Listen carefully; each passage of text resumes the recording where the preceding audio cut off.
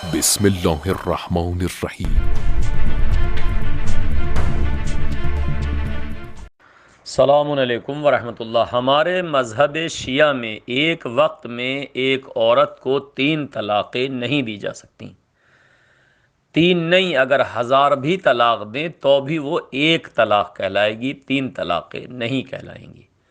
3 طلاق سے مراد یہ کہ جیسے اہل سنت میں طلاق طلاق طلاق ہے، یا ہمارا ایک عالم نے وکالت میں، یا ایک شوہر نے خود عربی صیغوں سے واقف ہے تو اس نے 1 2 نہیں 3 4 صیغے پڑھے، تو 3 4 صیغوں کو 3 4 طلاق نہیں کہلائیں گے۔